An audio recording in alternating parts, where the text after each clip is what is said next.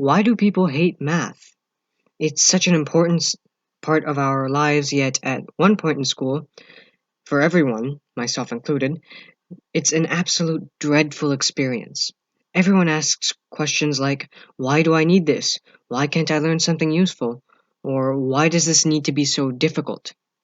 Well, enough rambling then, because I'm going to explain why I think math is the victim of unnecessary hate. Part 1. The Intimidation. When students look at more complex math problems, they may run into something like quadratic equations, functions, or Pythagorean theorem, and get instantly overwhelmed by what all of these symbols mean. This is probably the easiest obstacle to overcome because the moment we as students learn the meaning of the equations, everything else can become easier. For example, something like a simple line equation y equals mx plus b. At first, you may have no idea what it means, but once you learn how to apply it to graphing lines, you can recognize its variables. X and y are the values of the coordinates on any given point on the line, m is the slope, b is the initial height of the line.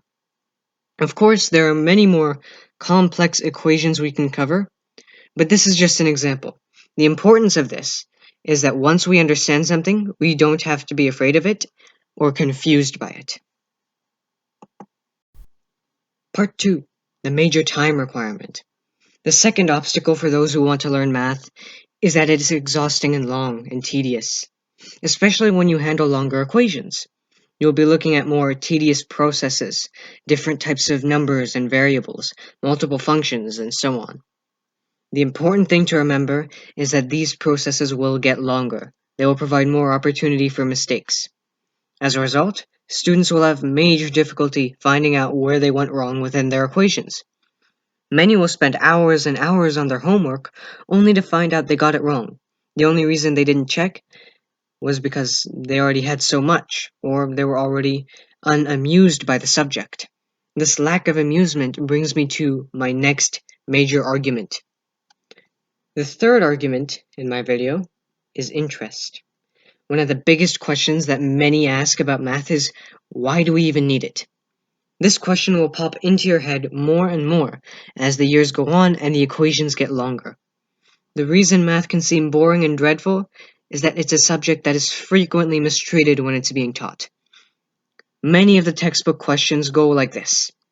Adam has 300 oranges. He divides the oranges amongst 5 people. And you get the idea. The reason this is a problem is that nobody cares about Adam and his 300 oranges. Because no one can relate to Adam and his 300 oranges. The math curriculum in many education systems is like an ignored car left at the auto shop. It needs some urgent fixing. Quick. So OxfordLearning.com recommends that math should involve real-life scenarios that get people interested. One of the recommended techniques is get a family friend or relative that's in a math-heavy career to talk to children about math or how math can be applied in an interesting way to real-life problems. Pretend for a second you're back in middle school and you learn that math can help someone get a job at NASA. You want to learn more complex math equations for space exploration, jet propulsion, and all of that fun stuff that NASA astronauts get to do. Normally, schools will continue to teach something about a guy who buys 300 oranges for no reason. But what if the school decided to teach you simplified versions of NASA equations? Word problems with high stakes that teach you valuable skills about rocket fuel, jet propulsion, extraterrestrial life, maybe. The point is, you won't just learn math, but you'll learn a little bit of something else you like while you're learning the math.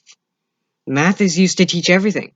It's used to teach physics, chemistry, business, so why not use physics, chemistry, and business to teach math? So, schools aren't going to change overnight to become a better place to learn math, but there are solutions. Now, tutors may be effective, but I'm going to show you some free online methods that any student with a laptop can use. I'm going to look at some websites, and I'm going to look at some YouTube channels you can follow. So, one of the two major ways is to look at online websites. There are many different options out there, but I'm going to recommend Khan Academy. It's not constantly brought up for no reason. The site has videos that explain math concepts visually, it's got quiz exercises to help you practice, and written lessons are there for you to read about the math concepts. So, websites with written explanations are great and all, but for those of you who are visual learners, I think you'll find YouTube to be more useful. There isn't much time left, so let's do a rapid fire. For physics people, or physics nerds, Patrick JMT explains complex math equations and problems and their applications to physics. He puts a problem on the screen and draws out a solution in real time. They're straightforward and clear, however, it is very advanced, so I don't recommend it for middle schoolers or younger. If you know someone in grades 1 through 6, or you are someone in grades 1 through 6, you'll find Mathantics to be very useful. The videos are simple in their explanation of concepts, the host is fun and keeps the environment light and friendly. Perfect for anyone who's grade 6 or below and looking for a fun way to learn math. 3 Blue 1 Brown is another channel that tackles many complex math problems, such as group theory. However, it works with college level math, so keep that in mind. It's going to be very advanced. For high schoolers, someone like Brian McLogan may be great for you. He looks at basic grade 9 line equations and more complex grade 11 functions. He states that he himself was a struggling math student, so if you're a high schooler and you happen to be struggling in math, give him a shot. Okay, so that's the video. Make sure to like, share, subscribe, and leave some feedback in the comments. I'll find that very useful and I appreciate it. Have a great day, everyone.